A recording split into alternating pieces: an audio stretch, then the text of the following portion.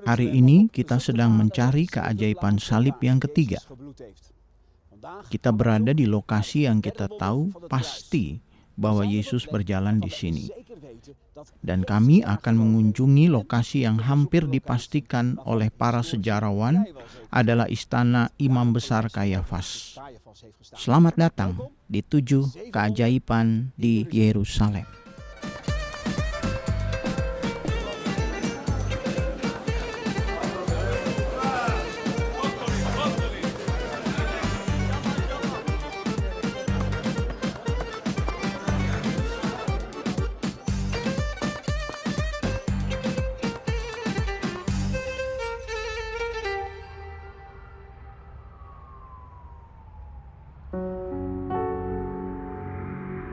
Tidak banyak tempat di Yerusalem di mana Anda dapat berkata Yesus berjalan di sini. Tetapi di lokasi ini kita tahu bahwa Dia melakukannya. Di belakang saya ada tangga batu tua yang ditemukan pada tahun 60-an. Tangga ini diberi nama Langkah Kayafas, membawa kita ke tempat yang diyakini para arkeolog adalah lokasi istana Imam Besar Kayafas. Ini adalah tempat Yesus diinterogasi untuk kedua kalinya, di mana Dia dituduh lagi dan di mana Dia lagi-lagi dianiaya sampai berdarah. Tapi pertama-tama berjalanlah bersama saya ke pemandangan lembah Kedron yang indah.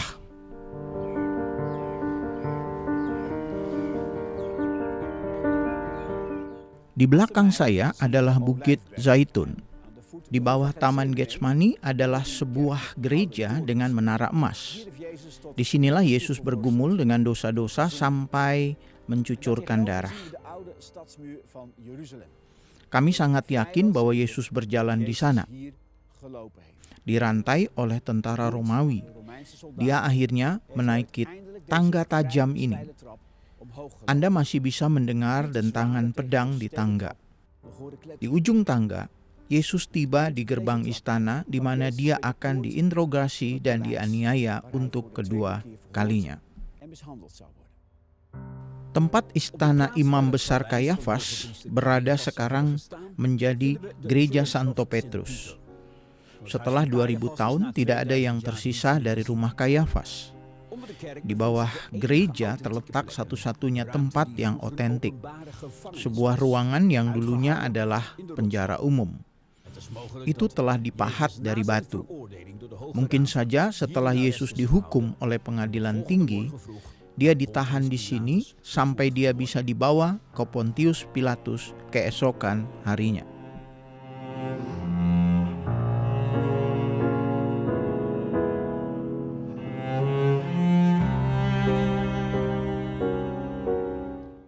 Hanas mengirim Yesus kepada Kayafas untuk dihukum oleh pengadilan tinggi. Pengadilan tinggi adalah pengadilan hukum tertinggi di Israel. Terdiri dari 72 orang yang dipimpin oleh imam besar. Biasanya pengadilan tinggi akan bertemu di Liskat Hak Hasid, ruangan orang saleh di salah satu bangunan Bait Allah. Ruangan tidak dapat diakses pada malam hari, jadi Yesus dibawa ke istana Kayafas. Persidangan itu semua adalah sandiwara yang hebat. Itu sudah diputuskan bahwa Yesus akan mati. Mereka dengan cepat menemukan beberapa penuduh. Namun para saksi yang menuduh Yesus itu palsu dan pernyataan mereka bertentangan satu sama lain. Selama persidangan, mereka menutup mata Yesus dan memukul wajahnya. Mereka mengolok-olok Dia diludahi dan ditampar. Janggutnya dicabut dari wajahnya seperti yang telah dinubuatkan Nabi Yesaya.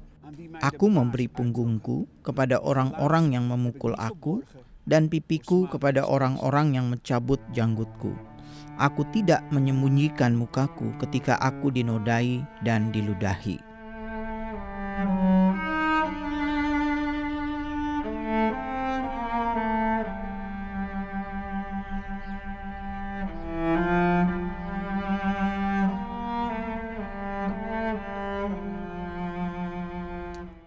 Untuk ketiga kalinya darah Yesus jatuh ke bumi dan itu memiliki arti khusus. Ada orang Kristen yang mendekati saya yang tahu bahwa Tuhan telah mengampuni mereka. Mereka juga percaya bahwa tuduhan-tuduhan musuh harus dibungkam, namun mereka tetap merasa bersalah. Bagaimana mungkin? Nah, bukan hanya si jahat yang menuduh Anda, hati nurani Anda sendiri menuduh Anda juga dari dalam, membuat Anda merasa bersalah. Raja Daud berkata dalam Mazmur 51 ayat 3, "Sebab aku sadar akan pelanggaranku dan dosaku terekam di depanku." Daud melihat dirinya sendiri melakukan perzinahan dengan Batsheba dan mengirim suaminya Uria ke kematiannya lagi dan lagi. Ini bukanlah tuduhan si jahat. Hati nurani Daud sendiri yang menuduhnya. Itulah mengapa Daud berseru kepada Tuhan.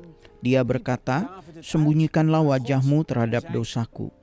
Hapuskanlah segala kesalahanku. Jadikanlah hatiku tahir ya Allah. Dan perbaharuilah batinku dengan roh yang teguh."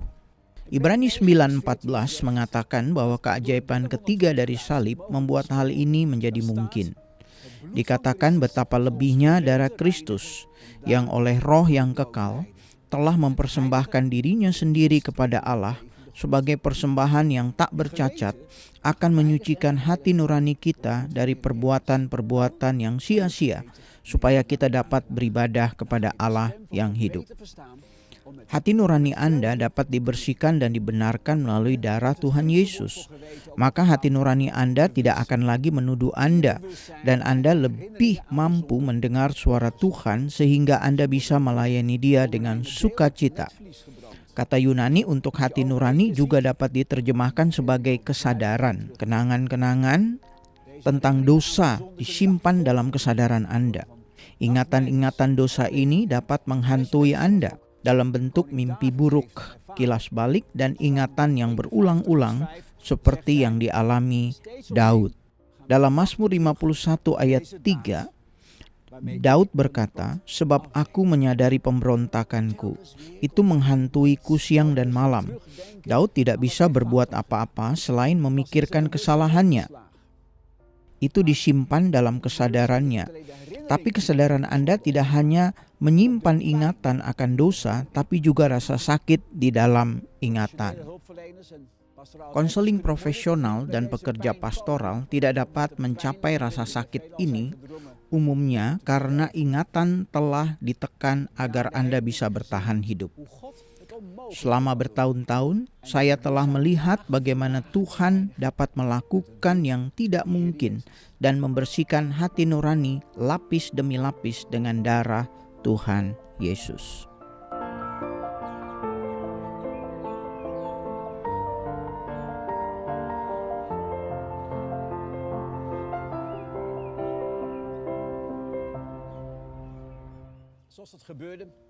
Salah satu contohnya adalah kehidupan Hans. Suatu malam tragedi mengerikan terjadi di rumahnya. Kebakaran terjadi dan langsung cepat menyebar. Hans dan istrinya membangunkan anak-anaknya di lantai pertama agar mereka bisa meninggalkan rumah secepatnya. Namun api telah menyebar ke tangga sehingga mereka tidak bisa ke lantai 2 tempat kedua putra lainnya tidur. Hans menggunakan tangga untuk naik ke atap untuk menyelamatkan anak laki-lakinya. Tapi atapnya sudah terbakar. Hans mendengar bagaimana anak-anaknya menangis minta tolong dan dibakar hidup-hidup hanya beberapa meter darinya. Ini menyebabkan trauma yang mengerikan yang tidak bisa disembuhkan. Bertahun-tahun Hans mendengar suara anak-anaknya dan mencium asap dalam mimpinya. Selama 30 tahun dia disiksa oleh mimpi buruk yang membuatnya lelah secara fisik dan emosional. Ia hampir tidak bisa bekerja. Sampai hari dia datang ke salah satu konferensi kami dan mendengar tentang 7 keajaiban salib. Saya mengundang orang-orang untuk membersihkan hati nurani dan kesadaran mereka oleh darah Tuhan Yesus. Sekitar 200 orang maju. Hans dan istrinya tetap berada di belakang auditorium. Mereka telah kehilangan harapan. Ketika saya pergi berdoa untuk orang-orang, Roh Kudus menunjukkan kepada saya bahwa Dia juga bekerja di belakang auditorium. Pada saat yang sama, Hans merasakan bagaimana Roh Tuhan menyentuhnya dan menyembuhkan rasa sakit yang tersimpan dalam ingatan trauma secara instan. Setelah tertekan selama 30 tahun oleh mimpi buruk yang mengerikan, dia menerima istirahat, kedamaian, ketenangan. Mimpi buruk tidak pernah kembali. Yeremia 31:34 dapat membantu kita memahami ini. Dikatakan bahwa Tuhan berjanji, sebab aku akan mengampuni kesalahan mereka dan tidak lagi mengingat dosa mereka. Kata Ibrani yang digunakan di sini untuk mengingat berarti bahwa dia mampu untuk tidak lagi memikirkannya atau tidak lagi mengingatnya. Ini terjadi ketika kesadaran Anda dibersihkan oleh darah Tuhan Yesus.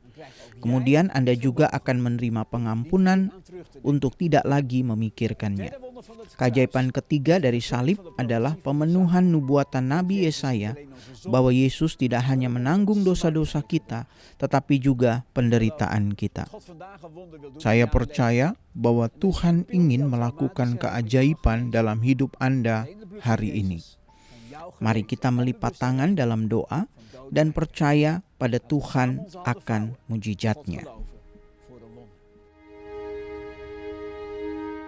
Bapa Sorgawi, saya percaya bahwa hari ini Engkau dapat melakukan keajaiban dalam kehidupan setiap orang yang datang kepadamu sekarang. Dalam nama Yesus, saya meminta Engkau untuk membersihkan hati nurani mereka dan hapus setiap gambar yang tidak murni yang telah disimpan di dalam pikiran dengan darah Tuhan Yesus.